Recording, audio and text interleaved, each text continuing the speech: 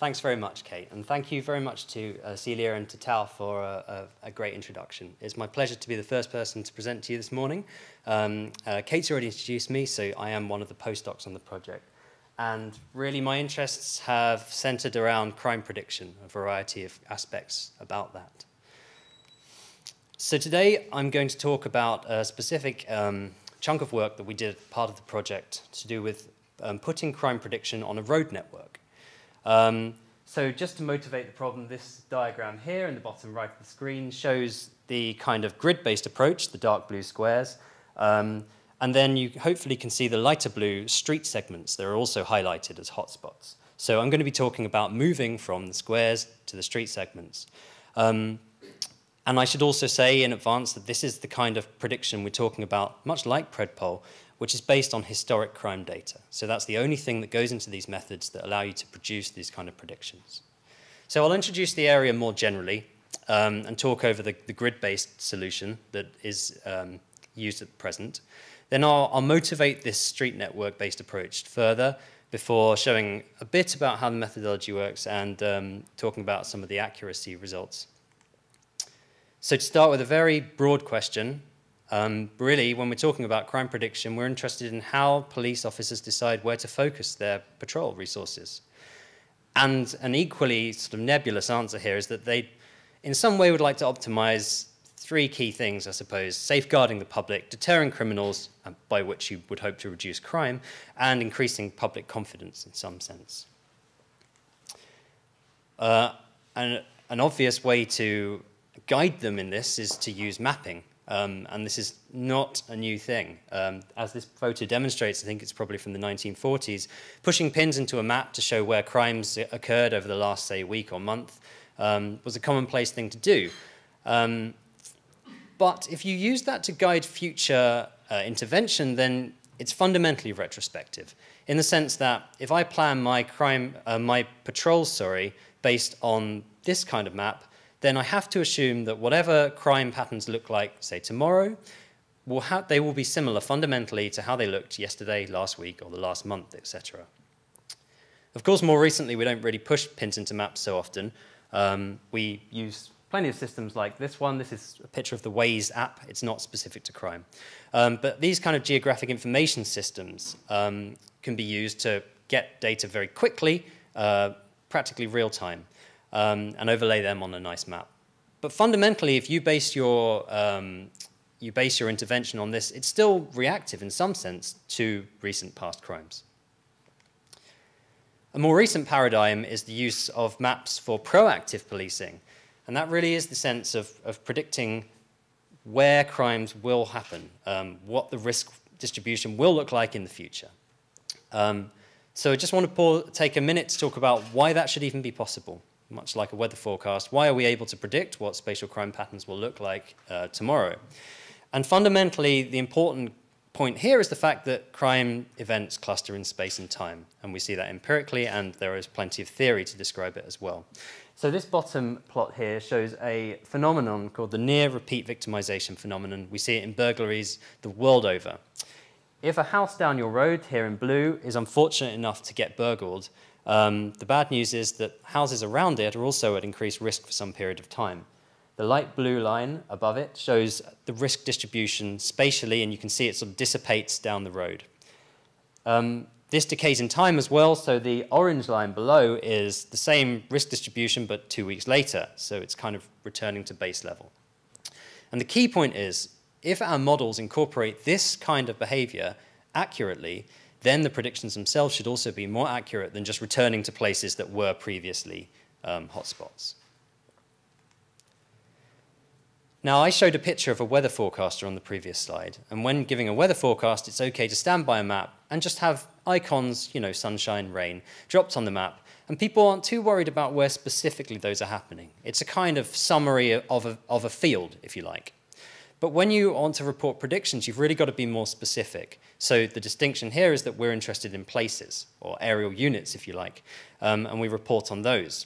And as we've seen already, most systems that exist at present, including this one, which is a screenshot of PredPol, use grid squares, highlighting the top risky grid squares. But I just want to talk about why that might not always work so well. So the first problem with using a grid square, as we've already sort of seen today, is that police don't walk around in squares. They walk around on the street network or on footpaths, but generally the urban street network. So this diagram here on the left, if we imagine starting at that point in blue and walking 100 meters, if you could always walk as the crow flies, of course, you'll reach anywhere in the circle surrounding it. But if you're walking along the road network, you'll only be able to get to the points highlighted in red. It's a fairly obvious point, but it's one worth making. The second thing is, if you highlight a grid square over a road network, it's not always obvious where you're supposed to mean within that grid square. So that's what this diagram here shows. If I pick one of the grid squares intersecting with the network, say dark blue, you can see that actually there are a whole load of portions of the road network within that grid square, and without any extra information, you'll have to take an educated guess as to what to focus on. The second disadvantage is really a related point. Not only police walk along the road network, but also criminals themselves use that road network and paths, of course. So if our models really should take that into account in order to be accurate and theoretically sound. So if you imagine that this is a cartoon of crime points occurring in what we call planar space, just on a two-dimensional plane, then I might pick a couple of these crime points, and fundamentally, when you make predictions, you generally talk about a sphere of influence. I've drawn that on for two of these crime points here. Say it's a 100-meter spatial distance away from them. But again, in a straight line, planar space. Now, that looks fine when it just looks like this cartoon, but when you actually overlay some kind of urban features, of course, it's no longer so appropriate. So if we look at the point on the left, there's actually a railway line. There's also parkland and a lake here. The railway line actually kind of cuts that circle sphere of influence in half, and most criminals wouldn't be able to cross that railway line necessarily. Even more extreme here on the right, this crime point here, almost half of its risk sphere of influence sits in a lake, and most criminals don't don scuba gear when carrying out burglaries.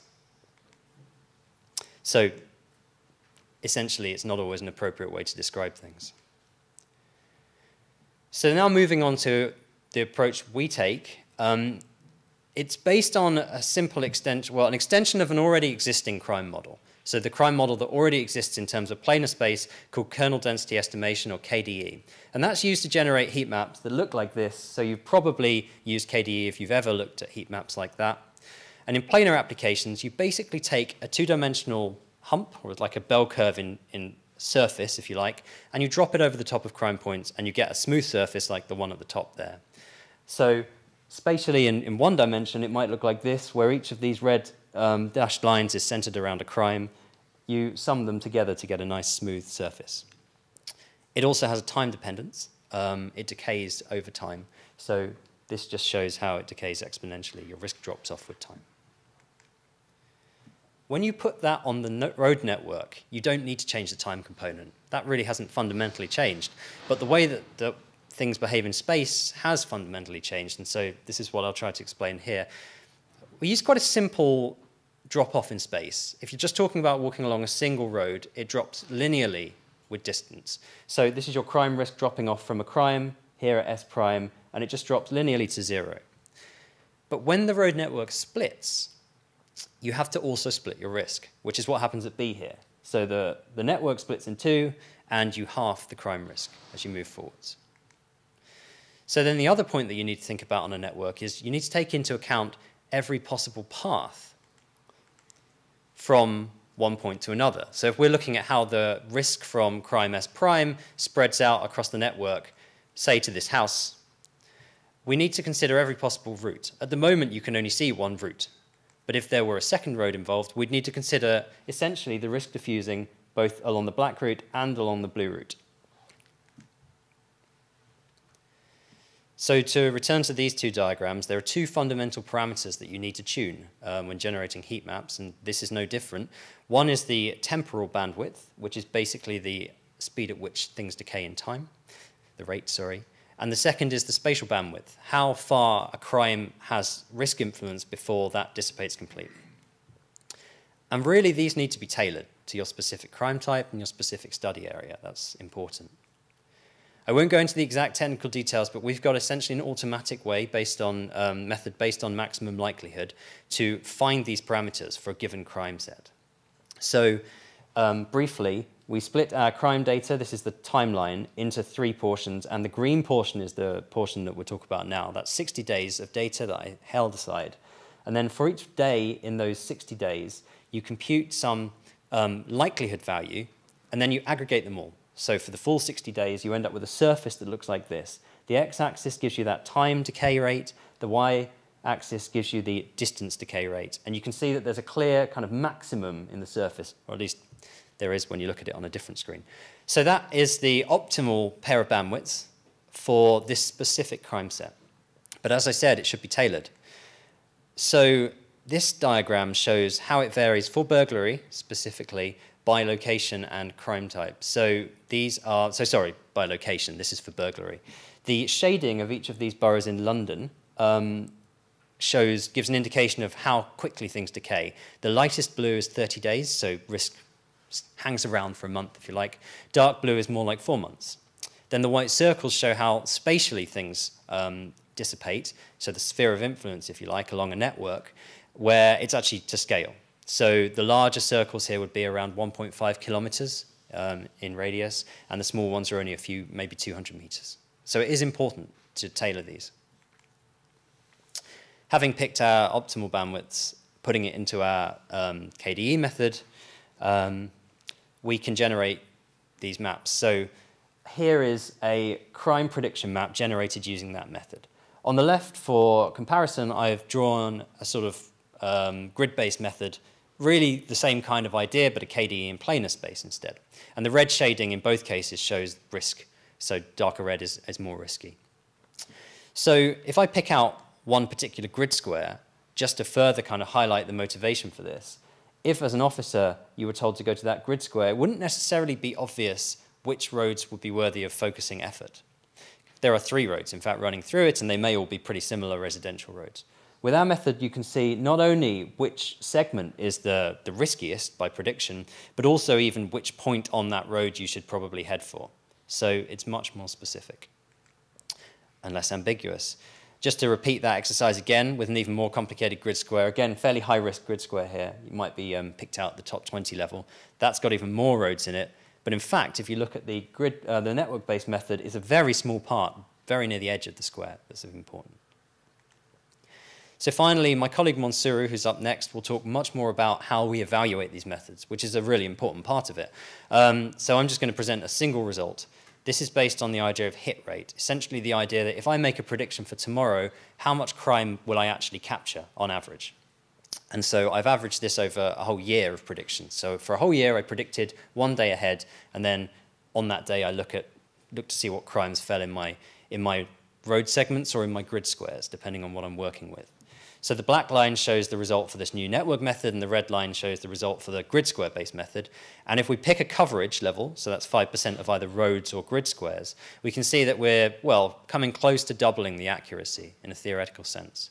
And that's purely because it's a more specific model. Well, 2 factors. It's a more specific model. It's also a more realistic model in terms of how crime diffuses. So at the end of the day, shortly after 5, we'll be giving some demos, and this will be incorporated in a demo app, which is going to be shown somewhere around the front of this room, in my case. So if you're interested to see how it might work and how it might look in practice, then please join me. We'll run at least twice, I think, through that. And you can play around with it and see what these predictions look like. So thanks very much. That's me.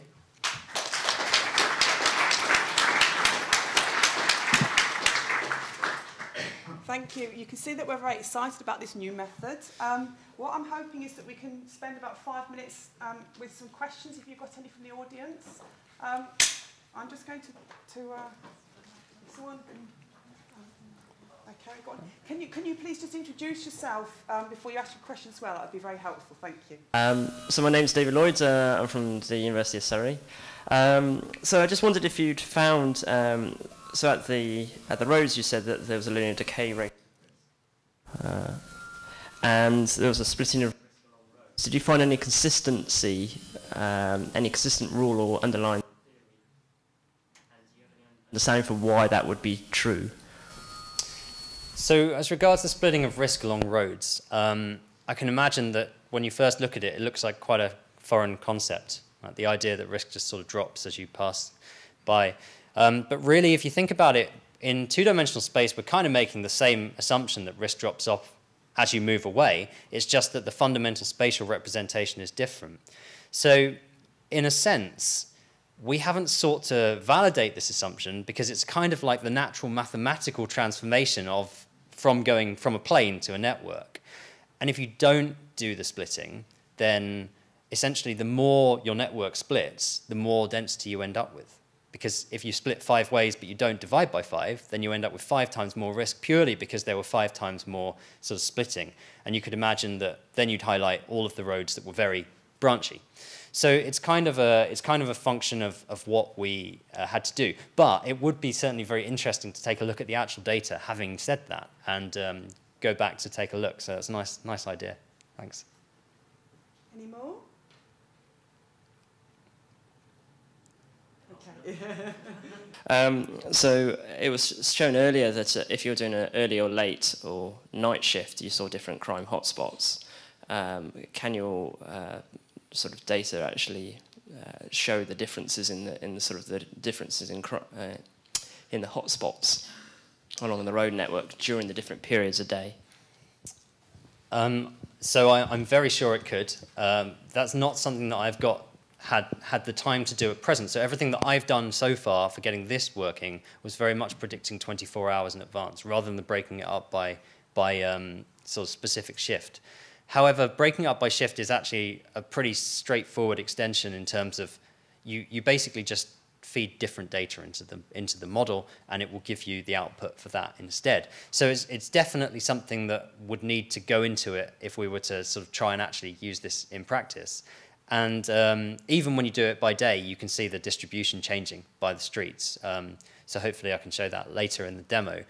And I'd imagine it would be equally sort of quite a major change if you did it by shift, possibly even more major, going from, say, daytime to nighttime, I can well imagine. Okay, I think we've got time for one very quick one. Yeah. Michael Veal at UCL Steep Science Policy Department. The grid-based systems that you talked about earlier, like PredPol or HunchLab or something like that, have one benefit, I think, that I can't see how it would work with your system, which is that when you can click on a grid, you can see a breakdown of the types of crimes per area, and it's quite intuitive. You can almost see sort of a percentage area. If you start to incorporate that into a network and with overlaying colors and the like, I can't quite see how you get that data out. Have you thought about how you display different crime types with this kind of model? Yeah, I mean, fundamentally, when I look at the outputs on PredPol, they kind of look like the screenshots I've seen have always been a red grid square, and then you maybe click on it and it shows you some breakdown. Maybe I haven't seen the full app. You can do a similar thing with this, but you're right, you can't overlay different colors, you just have a single street segment. I'll show in the demo, actually, you can probably just about make it out here. This panel here, actually, you can't see the cursor in the screenshot, but that panel pops up and shows you different information depending on what you're hovering on. So it is possible to do an on-hover with the segment and basically show whatever information is relevant to that segment. And that's the best way I've found so far of sort of laying that information out. It's a good question. Thanks. Okay, thank you. Thanks very much.